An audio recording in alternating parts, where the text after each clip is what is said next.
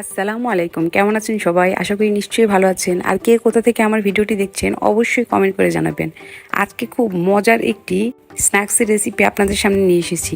এইটা হলো আমার হাজবেন্ডের খুব পছন্দের একটা খাবার। ইদানিং সে এটা খুবই পছন্দ করে আর আমাকে বারে বারেই বানাতে বলে। এই খাজাটা আমার এখন এত বেশি বানানো হয় আর এটা রেসিপি এতটাই পারফেক্ট, তাই ভাবলাম আমি আমার অডিয়েন্সের সাথে শেয়ার করি। আশা করি পুরো ভিডিওটি আপনারা না টেনে দেখবেন এবং অবশ্যই আপনাদের ভালো লাগবে।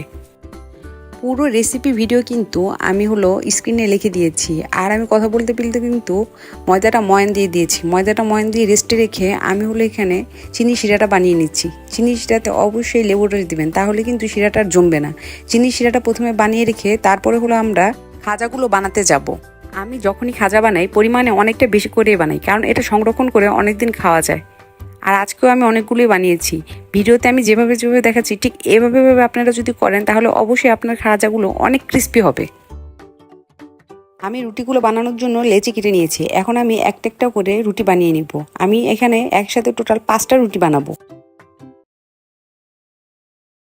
আমরা বাসায় খাওয়ার জন্য যে রুটিগুলো বানাই এর থেকে একটু পাতলা করে এই রুটিগুলো বেলতে হবে। যত পাতলা করে বেলবেন ততই ভালো হবে। রুটিটা বেলার পরে তারপরে এইভাবে তেল লাগিয়ে ময়দা ছিটিয়ে দিতে হবে এবং একটা একটা করে রুটি দিয়ে দিতে হবে। এরকমভাবে আমি 4বার প্রসেস করে 5টা রুটি একসাথে এরকম দিয়ে দিয়েছি। ভিডিওটা একটু ভালো মতো খেয়াল করলে আপনারা বুঝতে পারবেন আমি কিভাবে করেছি। এইভাবে প্রত্যেকটা রুটি দিয়ে আর বেলবেন না, একদম সবার উপরের রুটিটাতেও আবার তেল দিয়ে ময়দা ছিটিয়ে তারপরে টাইট করে রোল বানিয়ে নেবেন।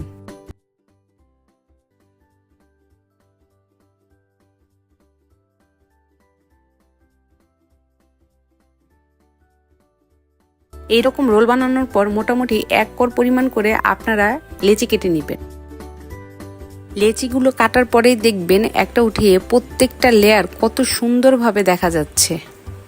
এখন একটা লেচি নিয়ে ঠিক এইভাবে হালকা করে একটু বেলুনি দিয়ে বেলে নেবেন। জাস্ট হালকা করে, অত টাইট করে বেলতে যাবেন না। এরকম করে আমি প্রত্যেকটা লেচি একবারে বেলে নিয়েছি। এখন এগুলো ভাজার পালা। আমি মোটামুটি তেলটা গরম করতে দিয়েছি। তেল যখন হালকা গরম হবে ঠিক তখনই খাজাগুলো ছেড়ে দিবে। একেবারে লো হিটে খাজাগুলো কিন্তু সময় নিয়ে ভাজতে হবে, তা না হলে কিন্তু খাজাগুলো মচমচে হবে না। এটা কিন্তু মচমচে খাজা হওয়ার একটা টিপস। ঠিক যখন এরকম গোল্ডেন কালার হয়ে যাবে তখনই খাজাগুলোকে উঠিয়ে নেবেন। এরকম তেল ঝরিয়ে তারপরে হালকা কুসুম গরম শিরার ভিতরে খাজাগুলো ঢেলে দিবেন। খাজাগুলো এপাশ ওপাশ উল্টিয়ে শিরার ভিতরে ঠিক 30 সেকেন্ড রেখে তারপর উঠিয়ে ফেলবেন, তা না হলে কিন্তু খাজা শিরার ভিতরে শিরা বেশি চুষে নিবে আর মচমচে হবে। এই তো তৈরি হয়ে গেল আমার মুচমুচে রসালো খাজা।